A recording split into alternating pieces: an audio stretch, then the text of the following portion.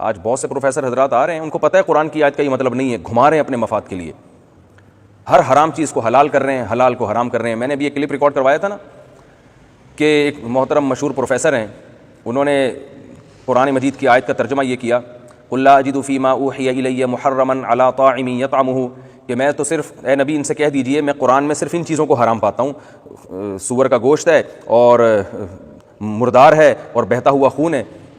تو اللہ نے تو اس کے علاوہ، انہوں نے پھر استدلال کیا یہ جو گانے بجانے اور موسیقی ہے یہ بھی بالکل حلال ہے، ہر قسم کی موسیقی کو انہوں نے حلال کر دیا۔ انہوں نے کہا قرآن میں کہاں لکھا ہے؟ قرآن تو یہ کہہ رہا ہے کہ اے نبی آپ ان سے کہہ دیجئے میں تو صرف ان چیزوں کو حرام قرار دیتا ہوں اور تو کسی چیز کو نہیں۔ اور آیت کے آخر میں یہ بھی ہے دوسرے مقام پہ، وَأَن تقولوا علی اللہ ما لا تعلمون، کہ اللہ پر وہ چیز باندھو جو اللہ نے نہیں کی ہے، یعنی خود سے چیزوں کو حلال و حرام کر دو۔ تو انہوں نے علماء پہ الزام لگایا کہ یہ اپنی طرف سے بھی بہت سی چیزوں کو حرام کر دیتے ہیں، حالانکہ قرآن کی آیت کا مطلب نہیں ہے۔ جس نے ایک بار بھی کسی تفسیر کو پڑھا ہے اور قرآن کے سیاق و سواق کو جانتا ہے وہ حلفیہ بول سکتا ہے کہ قرآن کی آیت کا یہ مطلب نہیں ہے، اس آیت کو غلط جگہ منطبق کیا جا رہا ہے۔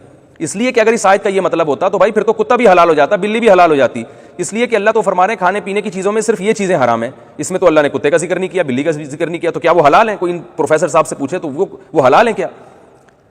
تو اس آیت کا یہ مفہوم ہی نہیں ہے۔ اس آیت کا مفہوم یہ ہے کہ مشرکین مکہ بھی بہت سی چیزوں کو حرام قرار دیتے تھے اور اسلام بھی ان چیزوں کو حرام قرار دیتا تھا، لیکن مشرکین مکہ نے کچھ چیزیں اضافی طور پر حرام قرار دیتی تھیں جن کو اسلام حرام نہیں کہتا تھا۔ تو اسلام نے ان کو یہ بتایا کہ جن چیزوں کو تم حرام قرار دیتے ہو، جن کو ہم بھی حرام سمجھتے ہیں، ان میں یہ والی چیزیں تو حرام ہیں، باقی تم نے خود اپنے طرف سے حرام کی بھی ہیں۔ تو یہ اوور آل تمام چیزوں کے بارے میں نہیں ہے، یہ اسپیسیفک چیزوں کے بارے میں ہے۔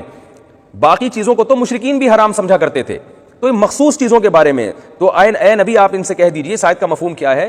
کیونکہ جس کو جواب دیا جاتا ہے نا تو وہ سامنے والے کی حالت کو دیکھ کے جواب دیا جاتا ہے۔ یہ مشرکین مکہ سے خطاب ہے کہ جن چیزوں کو تم حرام سمجھتے ہو ان چیزوں میں حقیقت میں صرف یہ والی چیزیں حرام ہیں، باقی جن کو تم نے اپنی طرف سے حرام قرار دے دیا وہ والی حرام نہیں ہے۔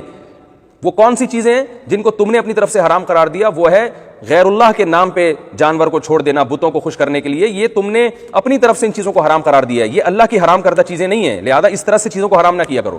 یہ مطلب ہے اس آیت کا۔ اس خاص تناظر میں یہ آیت نازل ہوئی، اس کو اٹھا کے ہر چیز پہ فٹ کر دیا کہ صرف یہ چیزیں حرام ہیں باقی ساری حلال ہیں۔